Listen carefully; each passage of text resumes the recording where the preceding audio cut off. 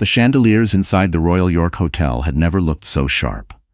Every crystal caught the light like a tiny blade, and 300 guests moved beneath them in silk and wool and diamonds, murmuring about how generous Damien Frost was, how magnificent Damien Frost was, how Damien Frost had single-handedly reshaped Toronto's waterfront.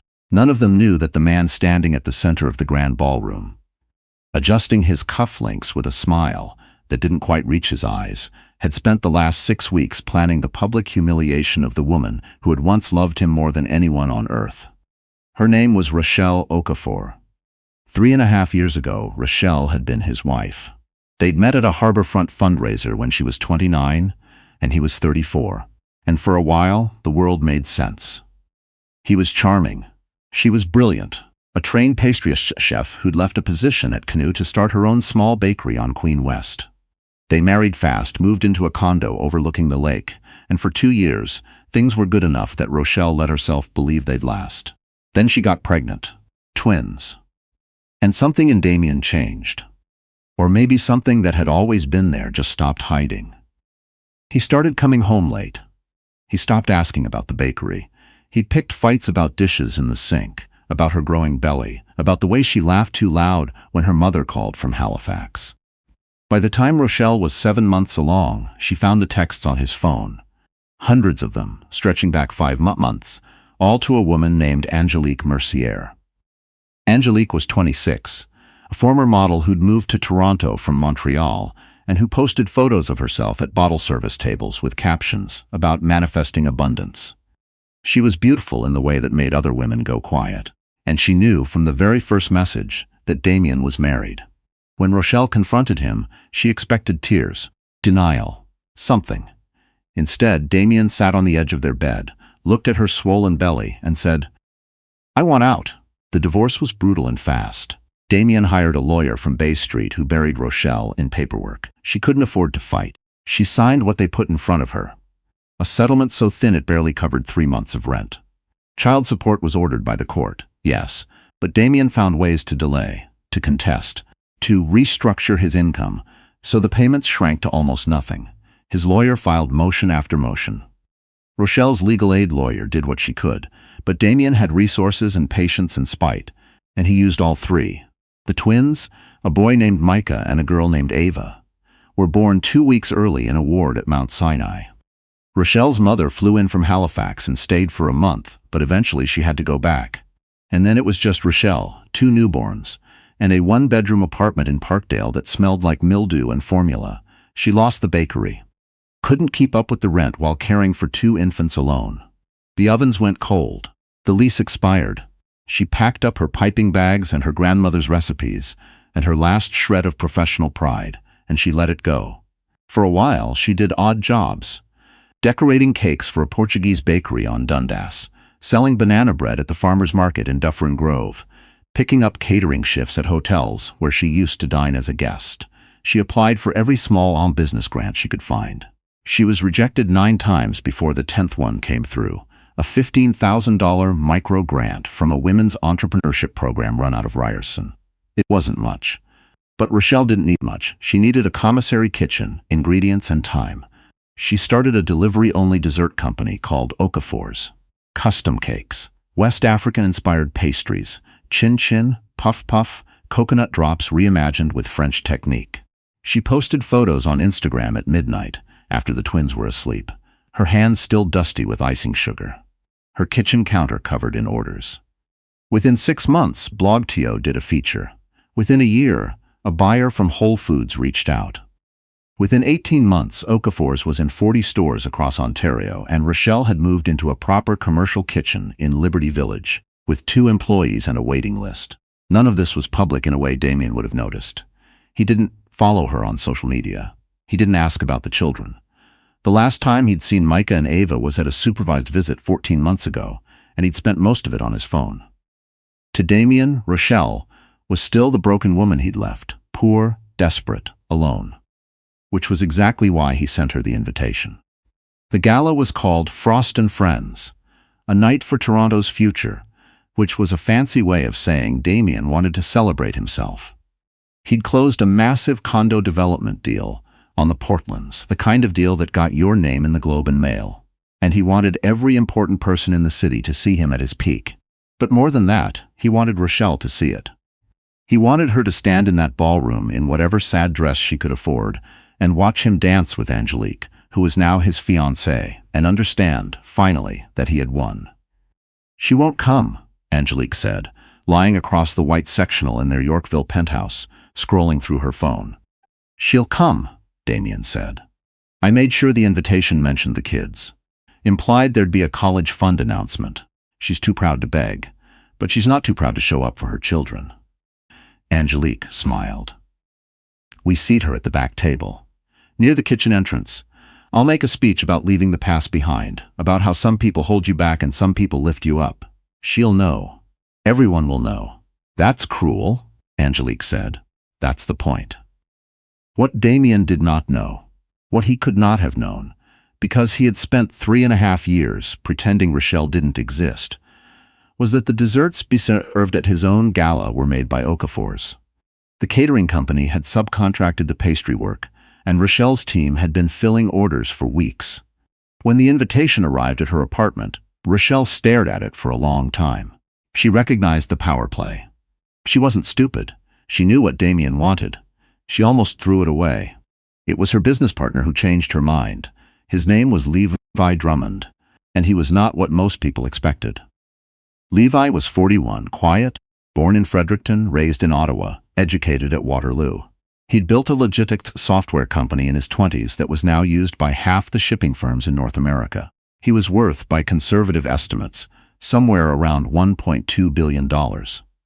He wore New Balance sneakers and drove a 10-year-old Subaru and lived in a modest house in the annex that he'd bought before the neighborhood got expensive. He and Rochelle had met 8 months earlier at a food industry conference in Montreal. She was on a panel about scaling artisan brands. He was in the audience because his company was exploring cold chain logistics for perishable goods, and he wanted to understand the market.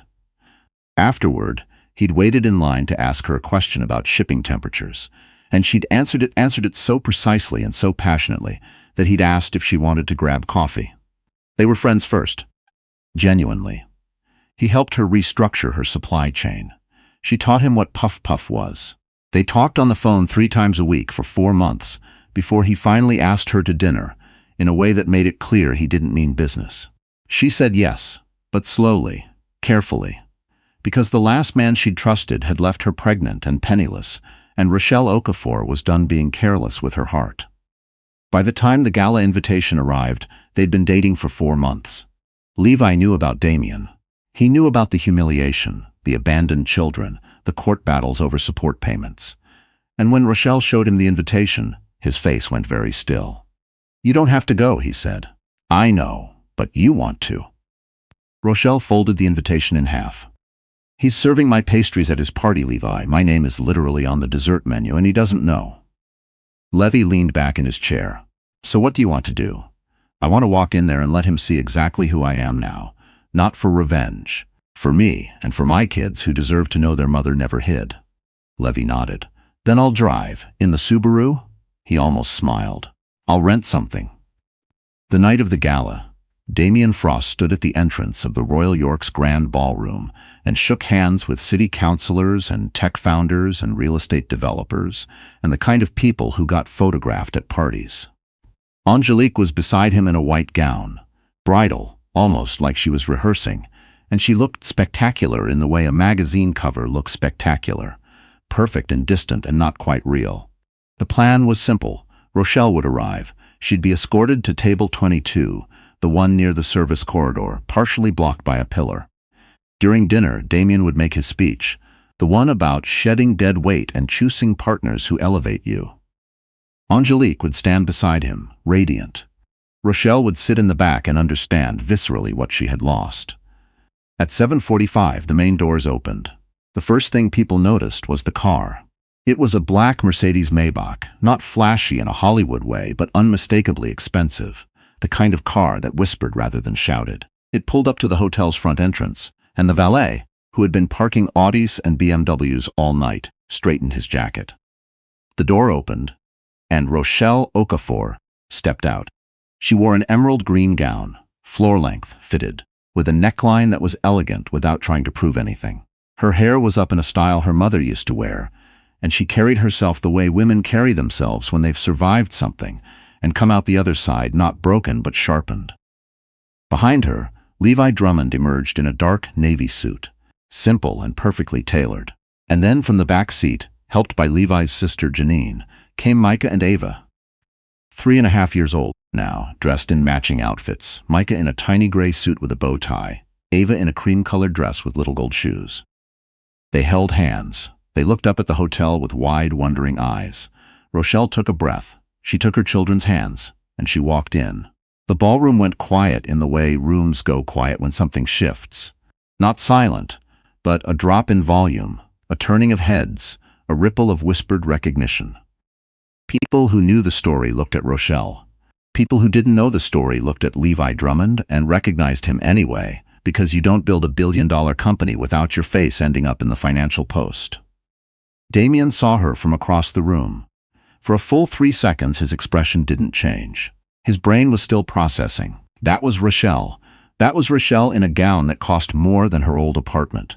That was Rochelle holding the hands of the children he hadn't seen in over a year. And that was Wait, that man beside her. He'd seen that face. Where had he seen that face?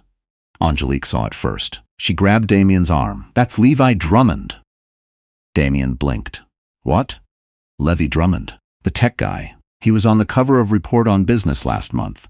Why is he with your ex-wife, Damien? The silence spread. Rochelle didn't look at Damien. She didn't need to. She walked to the welcome table, checked the seating chart, and found her name at table 22. She looked at the table's position, behind the pillar near the kitchen corridor, and she understood. A small, sad smile crossed her face. She'd expected exactly this, but before she could move toward it, the event coordinator, a nervous woman with a clipboard, who had just realized that one of the most prominent tech investors in the country was standing in her ballroom, rushed over and offered to reseat them at a VIP table near the front. That's not necessary, Rochelle said. Please, the coordinator said. We insist. Levi put his hand gently on Rochelle's back. Let them, he murmured. You earned the front of any room. They sat at table 3. Damien watched this from the bar. His hand was tight around his glass. Angelique was saying something, but he couldn't hear her. His entire plan, the seating, the speech, the choreographed humiliation, was unraveling in real time, and the worst part was that Rochelle hadn't done anything. She'd just walked in. Dinner was served. The first course, the second course, then dessert. And this was the part that nobody expected. The MC announced the dessert course, a selection of petit fours, tarts, and signature pastries, and mentioned, as the catering company had requested, the name of the pastry supplier. Tonight's desserts are provided by Okafor's, the MC said, an award-winning Toronto-based brand founded by Rochelle Okafor. A pause, then a murmur. 300 people looked down at the desserts on their plates, looked across the room at the woman in the emerald gown, and began to clap. It started slowly, a few tables, a ripple of recognition, and then it built. Someone stood, then another. Rochelle's face went still. She hadn't done this. She hadn't asked the MC to announce her name. The catering company had simply followed standard protocol, crediting the supplier, but here she was.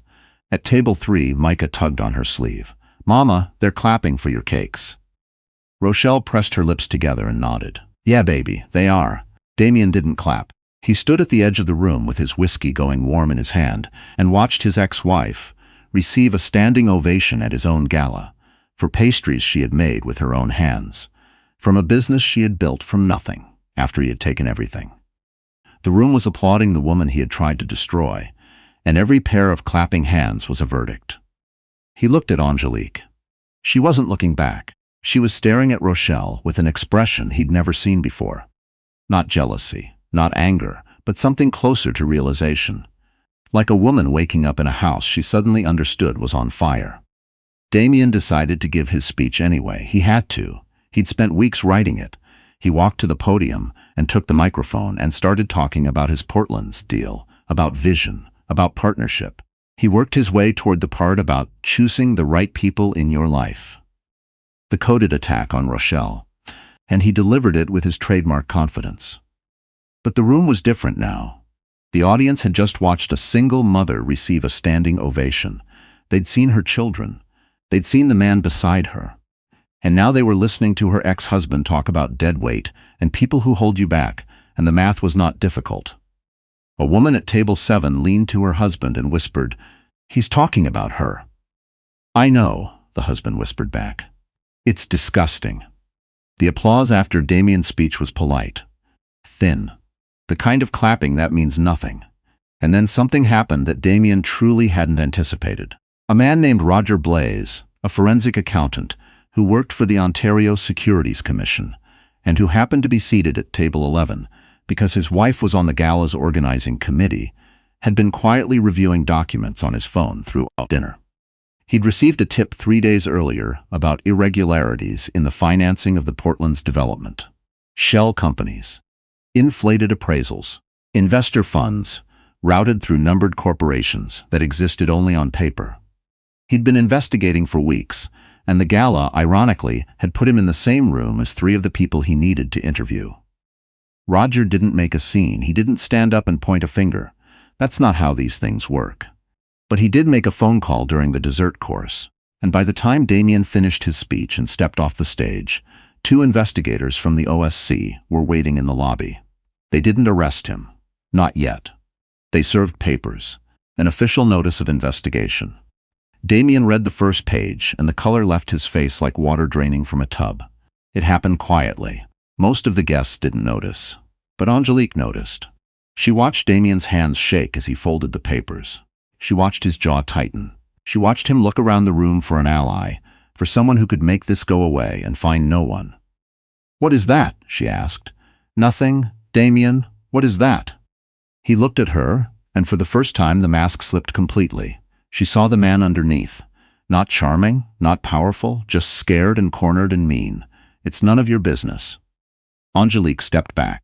She looked across the ballroom at Rochelle, who was kneeling beside Ava, wiping chocolate from her daughter's chin.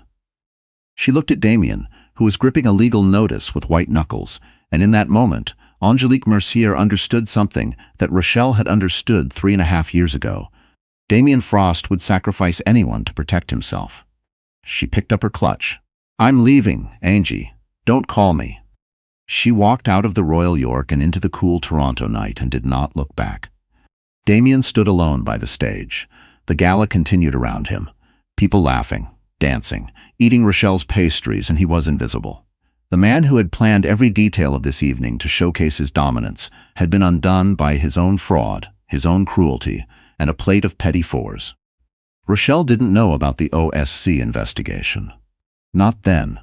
She'd learn about it weeks later, when the story broke in the Globe and Mail, when Damien's assets were frozen and the Portland's deal collapsed, and his name became the kind of name people mentioned with a wince.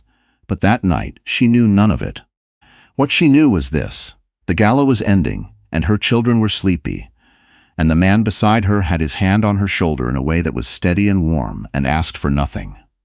She knew that the ovens would be on again at 5 in the morning, that there were orders to fill and a business to run and a life to build, and that none of it depended on Damien Frost or his approval or his cruelty. She carried Mike on her hip. Levi carried Ava. They walked through the lobby of the Royal York, past the grand staircase and the marble floors and the portraits of people who thought their money made them permanent. Outside, the city was still there, loud and messy and alive, the way Toronto always is in September, when the heat breaks and the air smells like rain and possibility. Levi opened the car door. Rochelle settled the twins into their car seats, tucking a blanket around Ava's legs, brushing a curl from Micah's forehead. "Mama," Micah murmured, half asleep. "Your cakes were the best part." Rochelle laughed. It was a real laugh, not the polished laugh she'd used inside the ballroom, but the one that came from somewhere deep, the one her mother had, the one she'd been afraid she'd lost. "Thank you, baby." Levy closed the door and looked at her across the roof of the car. The city lights caught the green of her dress. "You okay?" Rochelle thought about it. She thought about the apartment in Parkdale and the cold ovens, and the morning she'd signed the divorce papers with formula stains on her shirt. She thought about the grant application she'd rewritten 11 times. She thought about the first order that came through the website. A birthday cake for a little girl in Scarborough, And how she'd cried while boxing it up, because it meant someone believed in what she was making. She thought about Damien's face when the room stood up for her. And she thought about how little it mattered compared to the feeling of her son's arms around her neck, her daughter's sleepy weight against Levi's chest, and the knowledge that tomorrow morning she would wake up in a life she had built, brick by brick, with her own battered, flour-dusted hands. "Yeah," she said. "I'm okay." They drove north through the city, past the glowing signs and the late-night restaurants, and the streetcars grinding along King, and the Royal York shrank behind them in the mirror until it was just another building, just another place where a man had tried to make a woman small and failed. 6 months later, Okafor's expanded into Western Canada. Rochelle opened a second kitchen in Vancouver and hired 12 new staff, most of them single mothers she'd met through the same grant program that had given her her start. The twins started junior kindergarten at a French immersion school in Midtown. They came home with paint on their fingers and songs they couldn't quite pronounce, and Rochelle pinned every piece of their artwork to the fridge in the house she'd bought, a narrow Victorian on a tree-lined street, with a backyard big enough for a garden and a dog they named Butterscotch. Levi proposed on a Tuesday in the kitchen, while she was testing a new recipe for salted caramel chin-chin. There was no limousine, no grand gesture, no audience. He just put the ring on the counter next to her mixing bowl and said, "Whenever you're ready, no rush, I'm not going anywhere." She picked up the ring with floury fingers and looked at him and said, "Give me a minute, this caramel's about to burn." He waited. She saved the caramel. Then she said yes. Damien Frost's trial began that winter. The charges were fraud, conspiracy, and money laundering. The Portland's development was dismantled. Investors lost millions. His Bay Street lawyer, the same one who'd gutted Rochelle's divorce settlement, dropped him as a client when the retainer ran out. Angelique Mercier had already moved back to Montreal, where she was quietly working as a real estate agent and not talking to reporters. The court also revisited the child support order. With Damien's true income now exposed in the OSC filings, not the restructured figure his accountant had presented, but the real number, the one with 7 digits, the judge recalculated the arrears.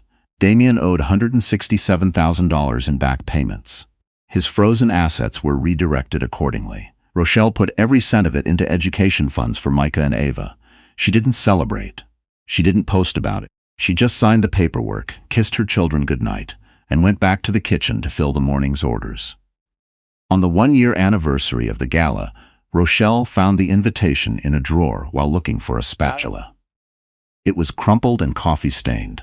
She smoothed it out and read it one more time. The embossed letters, the pretentious wording, the false generosity of a man who had wanted nothing more than to see her broken. She folded it neatly, slid it into the recycling bin, and went to check on the ovens. The caramel was perfect.